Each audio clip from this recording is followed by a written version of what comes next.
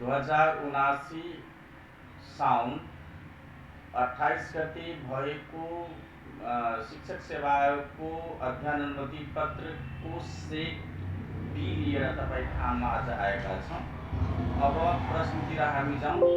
आज प्रश्नमा हेरौँ। प्रश्न नम्बर 1 मा शिक्षकको कार्य सम्पादन मूल्याङ्कनको लागि अनिवार्य गरिएको अनुसन्धान तलका मध्ये कुन हो? यसको सही उत्तर हुन्छ प्रश्न नम्बरको 1 को कार्य मूल्याङ्कन अनुसन्धान। प्रश्न नम्बर 2 मा जाउँ। प्रश्न नम्बर 2 मा सोधिएको छ गुणस्तरीय शिक्षाको लागि आगत इनपुट लक्षित विषय तलका मध्ये कुन हो? यसको सही उत्तर हुन्छ अप्सन ए भौतिक पूर्वाधार। प्रश्न नम्बर 3 आधुनिक वातावरण पाठ्यक्रम शिक्षण सामग्री मूल्याङ्कन तथा परीक्षाको सान्दर्भिक जस्ता विषय जस्ता पक्षहरू मूलतः केसँग सम्बन्धित छन्? यसको सही उत्तर हुन्छ अप्सन सी शैक्षिक सुशासन र व्यवस्थापन।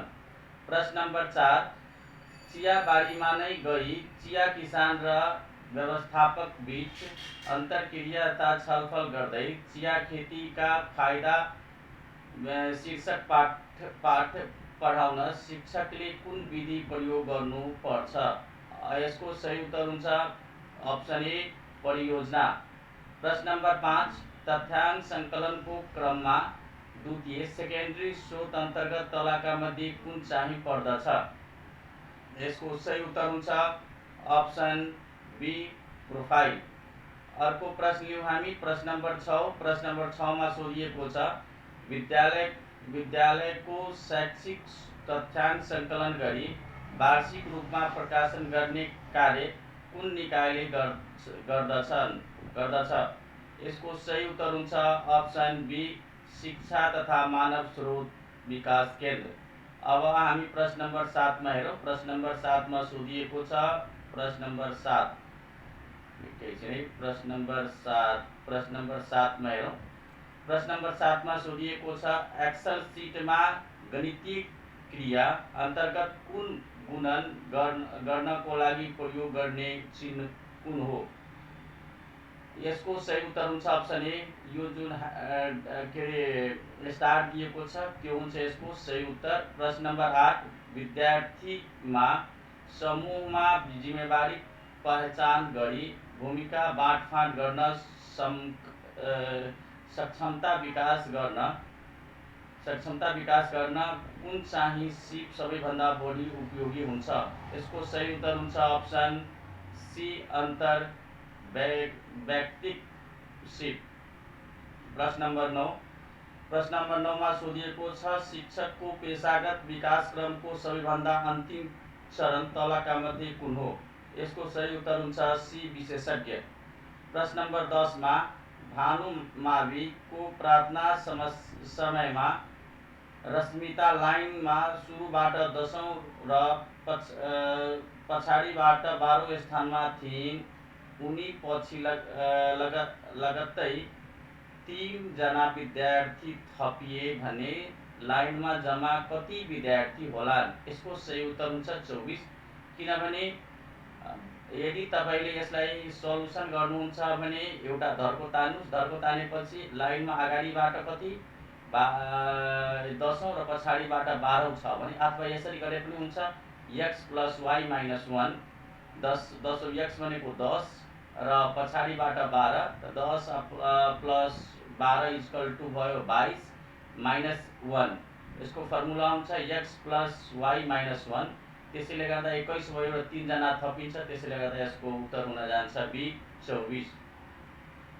अब हामी 11 नम्बरमा हेरौँ। तल दिएको अङ्कहरूको क्रम पुरा गर्नुहोस्। 8 12 9 13 10 14।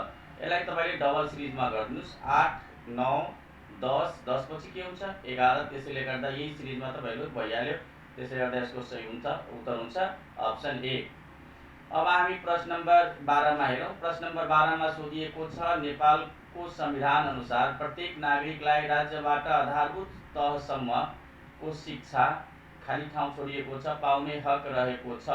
यसको सही उत्तर हुन्छ बी बी अनिवार्य र निःशुल्क। अब हामी अर्को पेज लिँदैछौँ यो पेजको लागि। अब पेज नम्बर हामी 2 मा जाँदैछौँ। पेज नम्बर 2 हेरौँ एकचोटि। अब हामी पेज नम्बर 2 मा हामीले यसभन्दा अगाडिका प्रश्नहरू गर्छौँ, प्रश्न नम्बर 13 देखि। अब हामी हेरौँ पेज नम्बर 2 को प्रश्न नम्बर 13 सेट बी मा छौँ हामी। शिक्षक सेवा आयोग नियमावली 2057 बमोजिम शिक्षकको खुला प्रतियोगितात्मक परीक्षाको पाठ्यक्रम कसले स्वीकृत गरेपछि लागू हुने व्यवस्था छ? यसको सही उत्तर हुन्छ बी शिक्षक सेवा आयोग। प्रश्न नम्बर 14 मा सोधिएको छ अनिवार्य तथा निःशुल्क शिक्षा ऐन 2075 बमोजिम शिक्षणको माध्यम भाषा कुन हुन सक्ने व्यवस्था छ? अप्सन यसको हुन्छ डी नेपाली भाषा, अंग्रेजी भाषा, दुवै भाषा वा सम्बन्धित नेपाली समुदायका मातृभाषा। प्रश्न नम्बर 15 मा सोधिएको छ राष्ट्रिय शिक्षा नीति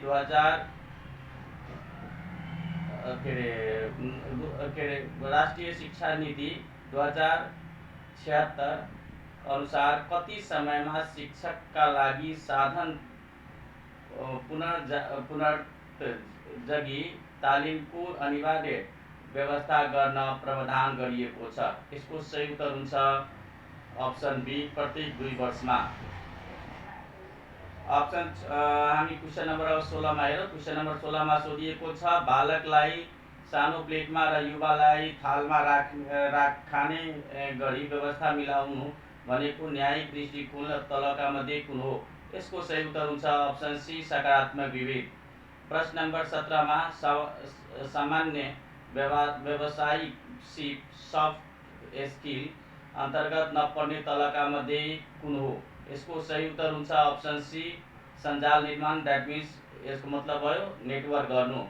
अब हामी प्रश्न नम्बर 18 बालबालिकाले आफ्नो गति र क्षमता अनुसार रमाइलोसँग सिक्ने वातावरण भएको विषय खाली ठाउँ विद्यालय हो भनेर तपाईलाई सोधेका छन्। यसको सही उत्तर हुन्छ डी बालमैत्री। प्रश्न नम्बर 19 सिकाइ भन्नाले के जनाउँछन्? यसको सही उत्तर हुन्छ अप्सन सी व्यवहारमा परिवर्तन। प्रश्न नम्बर 20 निकट दूरी नियम केसँग सम्बन्धित छ? यसको सही उत्तर हुन्छ सी मानव विकास नियम। अर्को अब हामी प्रश्न नम्बर 21 मा। प्रश्न नम्बर 21 मा सोधिएको छ बाह्य व्यक्तिको सम्पर्क 21 नम्बर एकैचोटि हामीले सबैलाई कभर गर्न खोजिराखेका छौँ। 21 नम्बर ठिक छ, अब जाउँ। 21 नम्बरमा बाह्य व्यक्तिको सम्पर्कबाट कुनै कार्यप्रति जागृत हुने प्रेरक कुन प्रकारको प्रेरक हो? यसको सही उत्तर हुन्छ डी आर्जित प्रेरक। प्रश्न नम्बर 22 विद्यालय समुदाय सम्बन्धको कुरा गर्दा विद्यालय समाजको एक स्पेस दिएको छ का रूपमा रहन्छन्? यसको सही उत्तर हुन्छ ए सहपद्धति।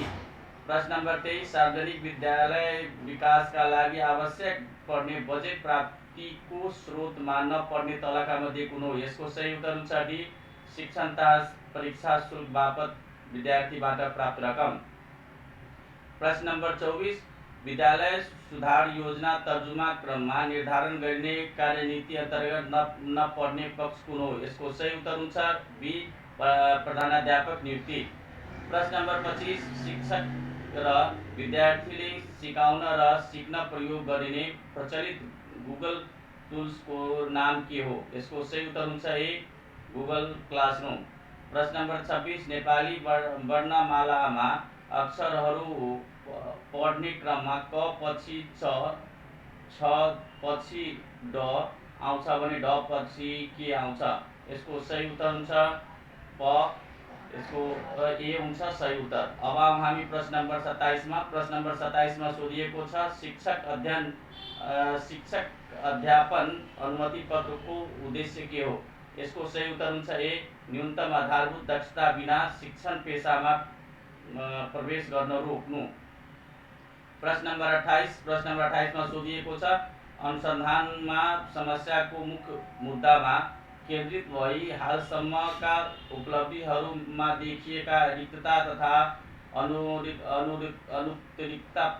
अनुत्तरित प्रश्नहरूको पहिचान गर्नुलाई तलका मध्ये कुन चाहिँले बुझाउँछ? अब यसको सही उत्तर हुन्छ अप्सन ए समस्याको कथन। अब हामी अर्को पेजमा अब हामी आउँदैछौँ पेज नम्बर 3। अहिले हटाउँ हामी page number 3 please page number 3 page number 3 मा हामी आइपुग्यौँ। अब पेज नम्बर 3 लाई अलिकति हेरौँ। प्रश्न नम्बर 3 पेज नम्बर 3 मा 29 नम्बर प्रश्नदेखि सुरु हुन्छ। प्रश्न नम्बर 3 हामी सेट बी मा छौँ। 29 नम्बर प्रश्न नम्बरमा सोधिएको छ तुलना गर्ने तथा फरक छुट्याउन सक्ने क्षमता प्राप्त गर्नु सिकाइको कुन तहमा पर्दछ? यसको सही उत्तर हुन्छ सी विश्लेषण। प्रश्न नम्बर 30 मा सोधिएको छ विद्यालय शिक्षाको गुणस्तरीय सुधारका लागि केन्द्रित भएको कार्यक्रम अन्तर्गत नपर्ने तलका मध्ये कुन चाहिँ हो? यसको सही उत्तर हुन्छ सी विद्यार्थी भर्नाता स्वागत कार्यक्रम। प्रश्न नम्बर 31 गुणस्तरीय शिक्षालाई बुझाउने तलका मध्ये कुन भनाइ सबैभन्दा उपयुक्त हो? यसको सही उत्तर हुन्छ बी प्राप्त गरेको ज्ञान र सिपको व्यवहारमा प्रयोग गर्न सक्नु। प्रश्न नम्बर 32 मा सोधिएको छ शैक्षिक सुधारका प्रमुख 4 खम्बाहरू तलका मध्ये कुन हुन्? यसको सही उत्तर हुन्छ बी जवाबदेहिता, पारदर्शिता, सहभागिता र भविष्यपरकता। अर्को प्रश्न नम्बर 33 मा सोधिएको छ प्रत्येक विद्यालयमा विद्यार्थीको गुनासो सङ्कलन गर्नका लागि राखिएको गुनासो पेटिका कहाँ राख्नु पर्छ? यसको सही उत्तर हुन्छ सी विद्यार्थीको गोपनीयता र सुरक्षा सुनिश्चित हुने गरी सबै विद्यार्थीले देख्ने र पहुँच पुग्ने ठाउँमा।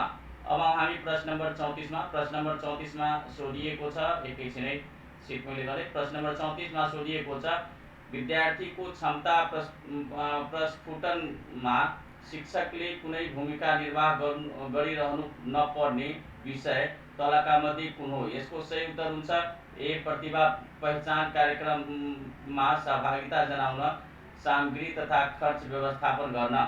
यसको अब जाउँ हामी प्रश्न नम्बर 35 मा तलका मध्ये कुन भनाइले नेतृत्वको अवधारणालाई स्पष्टसँग बुझाउँछ? यसको सही उत्तर हुन्छ बी अरूलाई प्रभावमा पारी लक्ष्य प्राप्तिपछि उन्मुख गराउने व्यक्ति। अब हामी प्रश्न नम्बर 36 मा सोधिएको छ विद्यालयमा सह तथा अतिरिक्त क्रियाकलाप सञ्चालन गर्नुको उद्देश्य के हो? यसको सही उत्तर हुन्छ अप्सन ए आत्मअनुशासन, आत्मनिर्भरता र आत्मसन्तुष्टिको भावना जागृत गराउनुका साथै अन्तर्निहित प्रतिभा प्रस्फुटन गर्नु। प्रश्न नम्बर 37 मा सोधिएको छ कक्षा कोठा व्यवस्थापनको मुख्य उद्देश्य कुन हो? यसको सही उत्तर हुन्छ अप्सन बी अनुकूल सिकाइ वातावरण सिर्जना गर्नु। अब प्रश्न नम्बर 38 मा जाउँ। प्रश्न नम्बर 38 मा सोधिएको छ विद्यार्थी परामर्श कार्य मुख्यतया कुन पक्षमा केन्द्रित रहेको हुन्छ? यसको सही उत्तर हुन्छ अप्सन सी सिकाइ उत्प्रेरणा र समस्या समाधान गर्न। अब हामी अर्को पेज लिँदैछौँ। अब पेजमा हामी लास्ट पेजमा छौँ। अब अर्को पेज प्लिज हामीलाई दिइदिनुहोस् तपाईँहरूले व्यवस्था। ल पेज हामी आइसक्यौँ कतिमा? लास्ट पेज हामी सेट बी मा छौँ। अब हामी यसमा हेरौँ 39 नम्बरको क्वेसनमा सोधिएको छ कक्षा 6 मा पढ्ने मनमायाको पढाइ लेखाइ राम्रो छ तर उनी परिवारका बारेमा कुराकानी गर्न साथ रिसाउँछिन्। यस बारेमा जानकारी लिन शिक्षकले उनलाई थाहै नदिई कुन अध्ययन सुरु गरे भने त्यो कस्तो अनुसन्धान हुन्छ? यसको सही उत्तर हुन्छ बी घटना अध्ययन। प्रश्न नम्बर 40 पाठ्यक्रमका सक्षमतालाई सिकाइ उपलब्धिका रूपमा कक्षा शिक्षणमा रूपान्तरण गर्न शिक्षकले कुन पक्षको संयोजन गरी सिकाइ व्यवस्थापन गर्दछन्? यसको सही उत्तर हुन्छ अप्सन बी पाठ्यक्रम, पाठ्यपुस्तक र शिक्षक निर्देशिका। प्रश्न नम्बर 41 मा सोधिएको छ विद्यालय शिक्षाको राष्ट्रिय पाठ्यक्रम प्रारूप 2076 अनुसार आधारभूत शिक्षा कक्षा 6 देखि 8 को सक्षमता तलका मध्ये कुन हो? यसको सही उत्तर हुन्छ ए नेपाली कला साहित्य र संस्कृतिको संरक्षण र संवर्धन एवं सृजनशीलताको प्रयोग। अब हम 42 नम्बरमा प्रश्न नम्बर 42 मा सोधिएको छ तल दिएको मध्ये कुन चाहिँ पक्ष पाठ्य पुस्तकको विशेषता अन्तर्गत पर्दछ? यसको सही उत्तर हुन्छ अप्सन सी अभ्यासको अवसर। प्रश्न नम्बर 43 मा सोधिएको छ पाठ्यक्रमको बालिकाको सर्वाङ्गीण विकास गराउन यो भनाइ पाठ्यक्रमको कुन अर्थसँग सम्बन्धित छ? यसको सही उत्तर हुन्छ बी अप्सन बी पाठ्यक्रमको व्यापक अर्थ। अब हामी प्रश्न नम्बर 44 मा हेरौँ। प्रश्न नम्बर 44 मा सोधिएको छ समालोचनात्मक चिन्तन विधिमा नपर्ने तलका मध्ये कुन हो? यसको सही उत्तर हुन्छ अप्सन सी घटना अध्ययन केस स्टडी। अब हामी प्रश्न नम्बर 45 मा हेर्दैछौँ एकैछिनै। प्रश्न नम्बर 45 मा सोधिएको छ एक विद्यालयका शिक्षकले परियोजना कार्यबाट विद्यार्थीले सिक्ने विविध पक्षका बारेमा अध्ययन गरी तयार गरिएको प्रतिवेदनमा उल्लेख भएको कुराको आधारमा आफ्नो पाठ योजना बनाए भने अनुसन्धानको कुन पक्षको उपयोग गरिएको होला? यसको सही उत्तर हुन्छ अप्सन बी समस्या विश्लेषण। अब आउँ प्रश्न नम्बर 46 मा शिक्षण सिकाइमा नवप्रवर्तनले के जनाउँछ? यसको सही उत्तर हुन्छ सी नयाँ अभ्यासको विकास गर्नु। 47 नम्बर प्रश्न कुन प्रकारको प्रश्नबाट गर्ने मूल्याङ्कन बढी विश्वसनीय हुन्छ? यसको सही उत्तर हुन्छ डी बहुवैकल्पिक प्रश्न।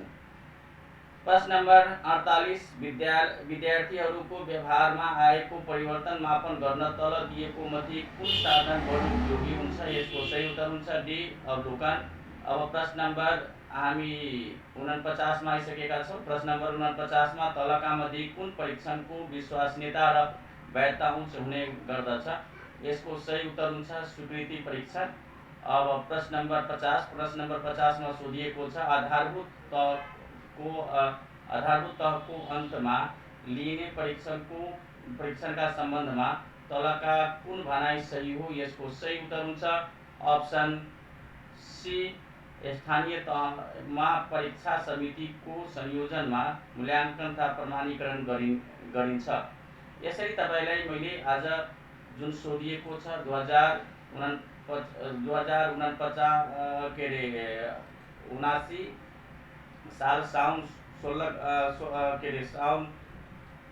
28 गते जुन सोधिएको छ क्वेसन त्यो तपाईहरुको लागि मैले यहाँ दिइसकेका छौं र यसको उत्तर सकभर हाम्रो सही नै होला किनभने हामीले एकदम सिलेक्ट गरेर तपाईलाई राखेका छौं।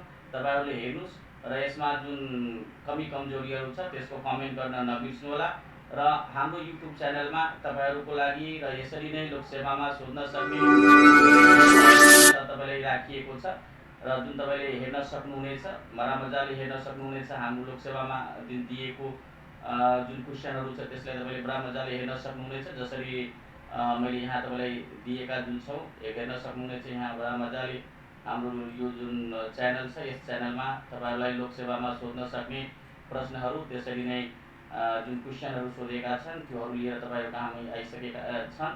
जुन तपाईलाई मोटिभेसन पनि छ अन्तर्राष्ट्रिय संघ संगठनहरु पनि राखिएको छ। यसरी लोकसेवामा आउने क्वेशनहरु प्र्याक्टिस पेपरहरु पनि हामीले राखेका छौं। तपाईहरुले हेर्न नछुटाउनु होला। हेर्नुस् यसमा हामीले राखिएका छौं पास क्वेशनहरु पनि छन्। अरु क्वेशनका अरु फेटा सुब्बाहरुको पनि पास क्वेशनहरु राखिएको छ। तपाईहरु हेर्न नछुटाउनु होला। हस्त धन्यवाद।